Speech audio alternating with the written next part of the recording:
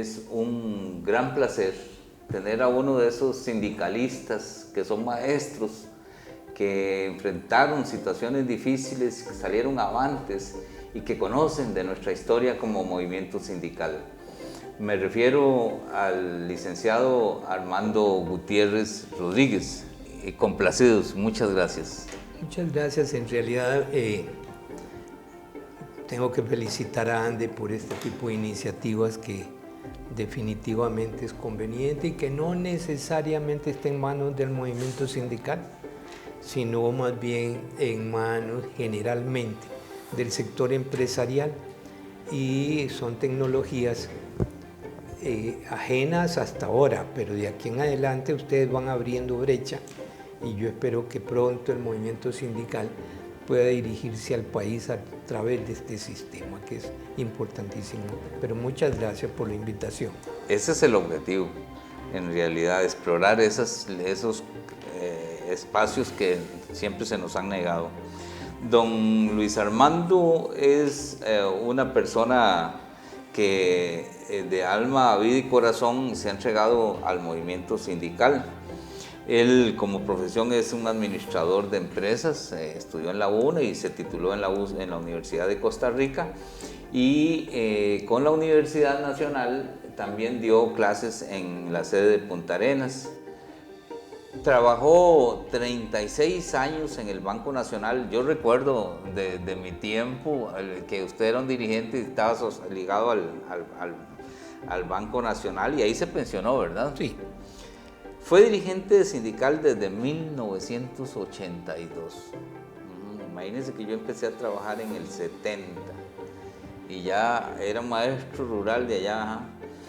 Bueno, y todavía hasta la fecha, yo creo que usted sigue siendo un dirigente sindical de mucho peso. Su opinión vale y pesa. Y emocionalmente, como lo dice usted, está vinculado al movimiento sindical. Como sindicalista fue secretario general de la Confederación Costarricense de Trabajadores Democráticos, la CCTD. Ajá. También fue secretario general de la Federación de Empleados Bancarios y de Seguros. Fue delegado del Centro de Comité Ejecutivo de la CIOLS para Centroamérica. Y fue delegado de Costa Rica en la OIT en Ginebra. Y entre el 82 y el 86 fue diputado. Háblenos un poco de su niñez. ¿Quiénes fueron sus papás? ¿Dónde nació? ¿Dónde estudió de niño y de joven? Cuéntenos un poco de su vida. Sí, claro, con mucho gusto.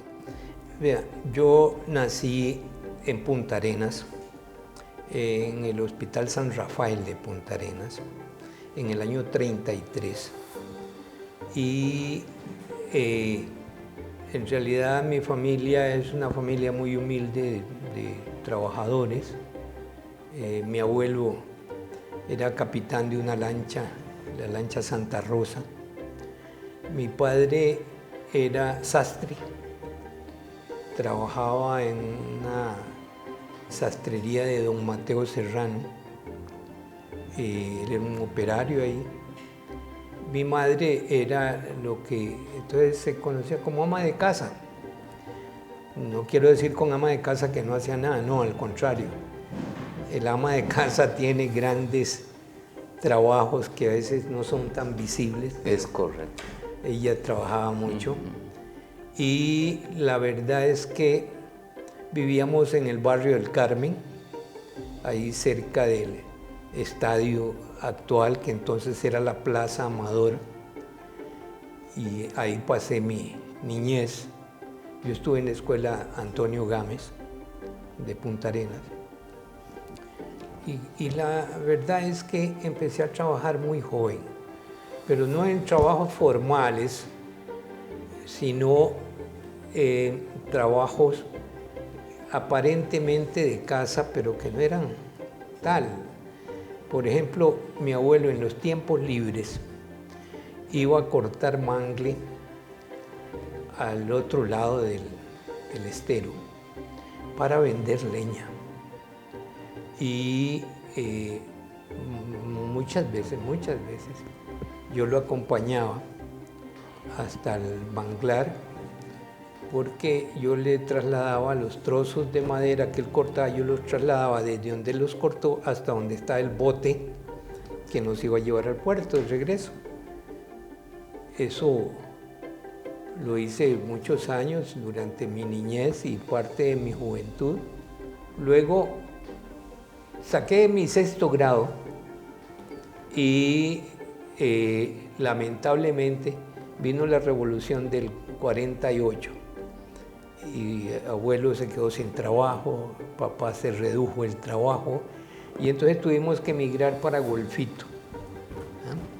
Allá estuvimos 2 años en Golfito y después regresamos a Punta Arenas.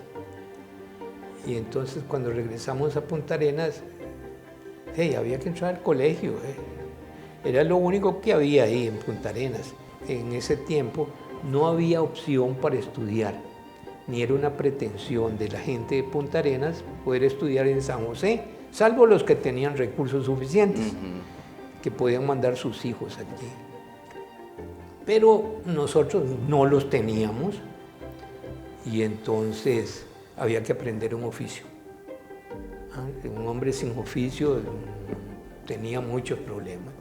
Entonces estuve aprendiendo carpintería de Rivera, primero, después salí de ahí por razones de traslado del taller y entonces salí de ahí y me fui a trabajar con un señor, don Rafael Mata creo que era. Fui a trabajar en carpintería de artesón, haciendo casas. Pues claro, eran los trabajos que le dan a un muchacho para que vaya aprendiendo. Pero eso no me gustó. Y pasé a la carpintería de muebles, ebanistería. Y entonces ya la carpintería estaba muy cerca de casa y ahí me quedé un tiempo aprendiendo esas cosas. Y ahí fue donde aprendí a manejar la madera y la herramienta que me sirvió ahora al final de mi vida para dedicarme a la escultura mucho tiempo, que eso fue mi escuela fue esa. Aprendió no para trabajar, bueno, que para trabajar, sí, pero no se imaginó usted que le iba a servir que me ahora. iba a servir para esculpir, eso, jamás, trabajar la madera. Yo trabajaba la madera con cepillo, con formón, con martillo, eso. Pero ya tomar una gubia para darle forma y eso fue ya posterior. Sin embargo, yo esta vocación la tenía desde que estaba en la escuela y que ya le dediqué más tiempo después de pensionado, que me dediqué a esculpir, que usted tal vez ha visto algún libro ahí con las fotografías. Bueno, eso fue durante mi juventud. Luego entré al colegio. Ahí en el colegio fui, yo siempre estuve metido en las inquietudes políticas del país y ahí en el colegio yo fui primero secretario, después fui tesorero, después fui fiscal, después fui vicepresidente y en 5º año fui presidente del colegio. Los 5 años ocupó un cargo ahí. Ocupé un cargo en la dirección del colegio. Después, la Universidad de Costa Rica era una ilusión lejana. Ya en la secundaria ya. La Universidad de Costa Rica quedaba a 4 horas y resto de Punta Arenas en tren. Y en tren. En tren. Porque si hubiera sido por la calle vieja eran 6, 8 horas, ¿verdad? Era no terrible, sé cuántos. terrible. Entonces, venir de Punta Arenas a la Universidad de Costa Rica no era posible. Porque además era sumamente caro el pasaje, costaba como 400 colones. Y eso era mucha plata en ese tiempo. Es que un billete de 100 en ese tiempo costaba verlo. Juanito Mora. Sí, era terrible. Bueno, pero quiero contarle que no, se pudo. Perdón, antes de eso yo había entrado a trabajar al banco como oficial corriente ahí. Y cuando saqué el bachillerato, entonces me atreví a hablar con el gerente del banco, don Clever Ruiz, y le planteé la necesidad de venirme a San José con el objeto de ir a la universidad. Recuerdo que don Clever Ruiz, que era un hombre muy plantado como jefe de personal, llegó y me dijo: vea, Luis Armando, la verdad es que el banco no necesita sabios. Lo que necesita es gente que trabaje. Entonces, no, olvídese de eso. Y yo me quedé con la idea. Y un día llegó don Carlos Rivera, que era el administrador de sucursales del Banco Nacional aquí en San José, o ahí en San José. Yo le pedí, le hablé a él, por supuesto separado, y le dije también, ya le dije al gerente, y él no está muy de acuerdo. Claro, no le conté la grosería que me había dicho, pero sí le dije. Y entonces me dice: pues si usted tiene interés, yo voy a ver qué hago allá. Y de verdad, pocos meses después me llamó y me dijo que si quería venirme, pero que tenía que venirme de inspector de sucursales. Y el inspector de sucursales era un puesto en que tenía que viajar uno por todo el país. Claro. Donde habían agencias, sucursales, donde había un problema, ahí había que ir. Y la idea mía era ir a la universidad. Y le dije a él, y me dice: no, es que por algún lado se empieza. Claro. Usted se viene para San José y se van ampliando las posibilidades. Por supuesto. Y así se ampliaron de verdad, y un buen día me nombraron aquí en las oficinas centrales, y de ahí en adelante seguí mi trabajo en el banco y el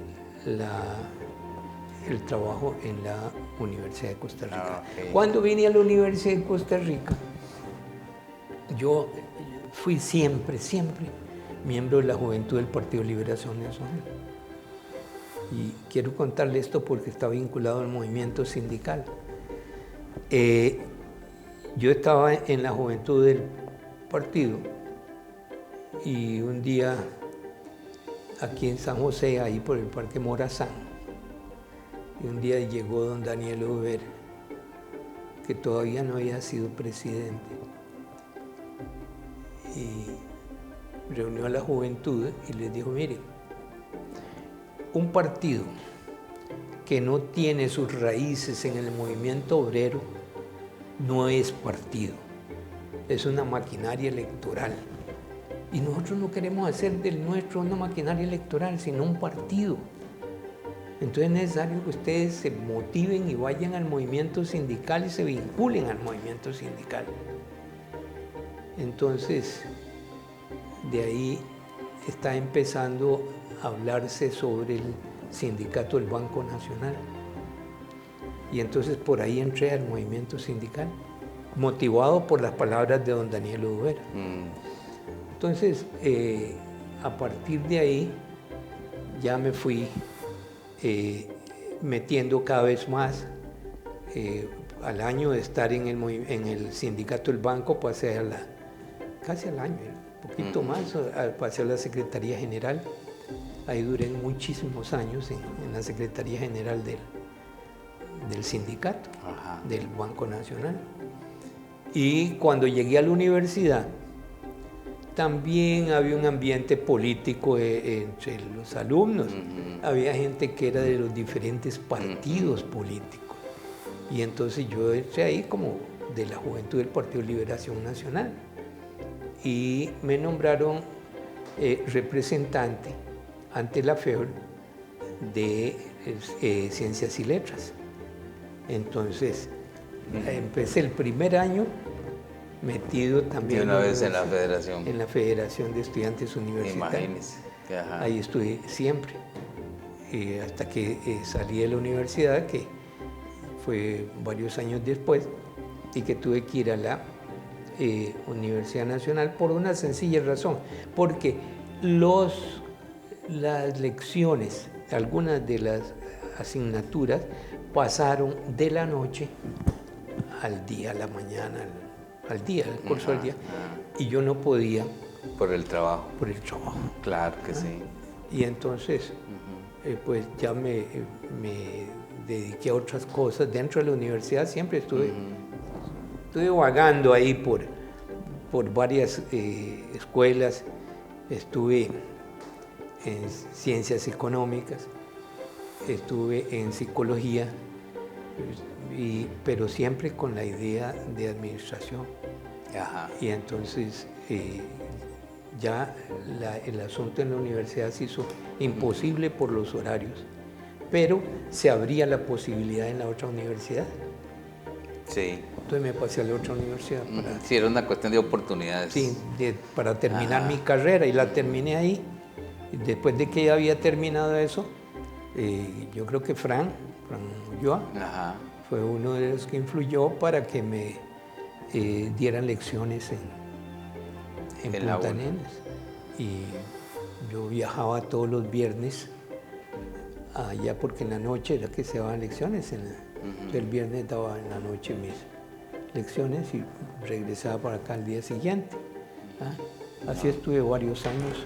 Qué bien. Y esa es Es muy bonita, es que bueno, esos son el resumen, pero hay algo que también me interesa mucho conocer, digamos, de la vida suya, porque yo creo que un dirigente sindical no se hace a sí mismo en términos generales, sino que tiene su familia, tiene su comunidad, y muchas veces la familia se sufre cuando no acompaña de corazón al dirigente. En su caso, ¿cómo estuvo la relación con sus hijos y su esposa? ¿Es posible saberlo? Sí, claro. Lo que ocurrió fue que mi esposa me conoció dentro del movimiento político y del movimiento sindical. Entonces sabía que era modus vivendi. Sí. Y entonces ahí no había protestas sino sufrimiento, ¿sí? Porque cuando ya firmamos la primera convención colectiva con el Banco Nacional, entonces me dieron, de acuerdo con los convenios internacionales de la OIT, me dieron el permiso para dedicar el tiempo al movimiento sindical. Entonces yo estaba vinculado a esas alturas, en primer lugar con todos los bancos en la Federación de Empleados Bancarios y de Seguros, en FEBAS. Y ahí veía el movimiento sindical desde el punto de vista bancario. Pero el vínculo con la CCTD me hizo ver todo el problema nacional. El problema con las bananeras, el problema con las fábricas textiles, el problema con los maestros, el problema con los del correo, en ese tiempo existía una profesión que hoy está olvidada, que era los telegrafistas, y la dirigencia era amiga. Entonces me vinculé a todo el movimiento sindical, los cargadores de carga y descarga de Punta Arenas, en Golfito con la carga y descarga y con la bananera. Entonces, en realidad tenía vínculos con todo el país. Y yo estaba en casa un día, que podría ser cualquier día, un domingo, un sábado, día del cumpleaños, día de uno de los chiquillos cumpleaños, pero me llamaba de Limón, Gilbert Brown, por ejemplo, me llamaba: mire que vamos a empezar la huelga y queremos que se venga, como estaban afiliados a la Confederación. No, sí, voy para allá. Y entonces ya le decía a mi esposa: no, lo siento, pero voy para allá. Y entonces yo me iba para Limón y estaba en una huelga ya, y esas huelgas tremendas que se dieron en Limón en ese tiempo, sobre todo en el gobierno de Macho Carazo. Esas son vivencias extraordinarias. Claro. Y que, bueno, me ha servido para formarme como persona, y particularmente yo digo que como mi visión política. porque yo sufrí muchas cosas, sufrí persecuciones en el mismo banco, sufrí la represión en Golfito de la policía, sufrí la represión en Limón, allá por aquí cerca había unas textileras que hubo una vez la mandaron a cerrar, era de los japoneses y la mandaron a cerrar los japoneses así de golpe y hubo una huelga y fue terrible. Entonces ahí fue donde uno se formó realmente. Bueno, yo recuerdo más las reuniones y el trabajo de la OIT, porque yo fui varias veces con él. Entonces yo sabía cómo era el manejo y cómo eran las reuniones y cómo se reunían. Yo conocí todo el país en reuniones sindicales.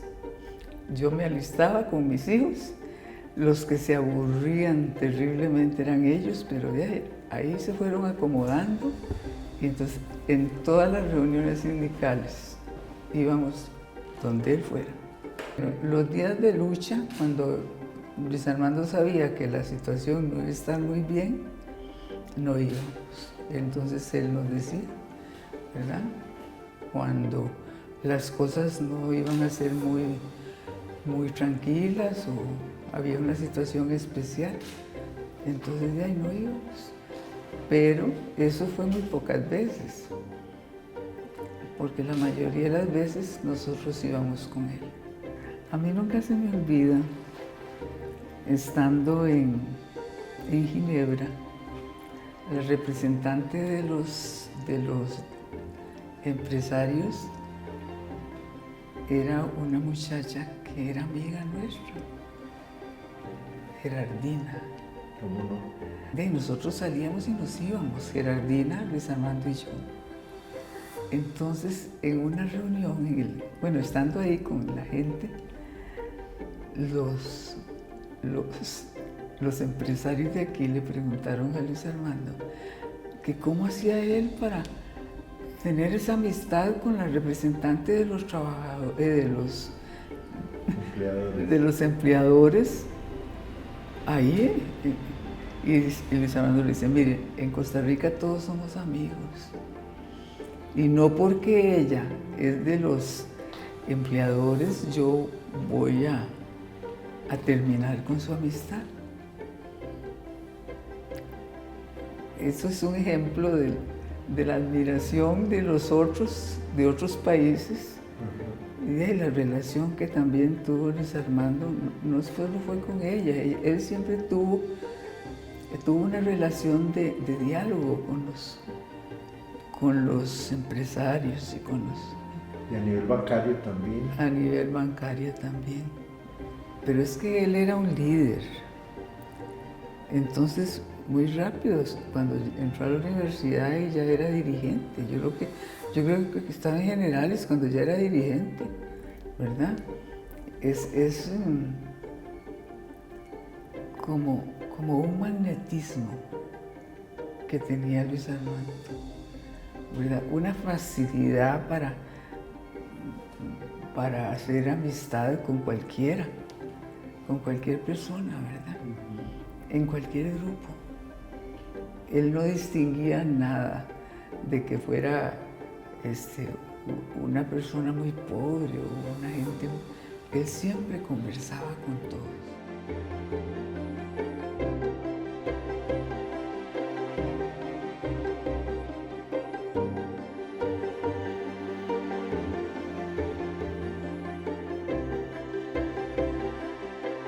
Ellos eran muy amigos, se querían mucho, pero se respetaban mucho. Luis Armando respetaba siempre lo que decidiera Luis Alberto.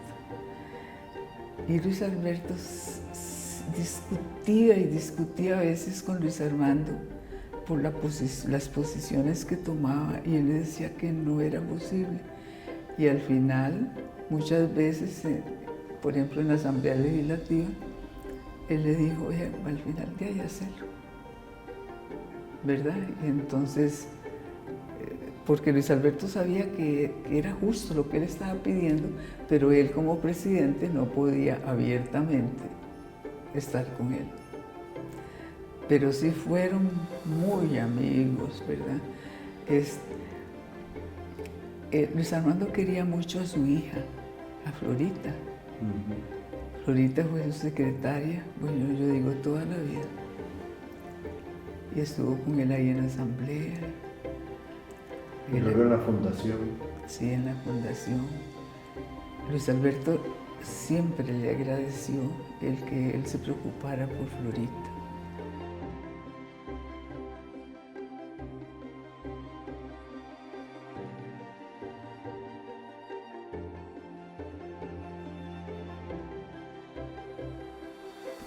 Luis Armando era muy tranquilo.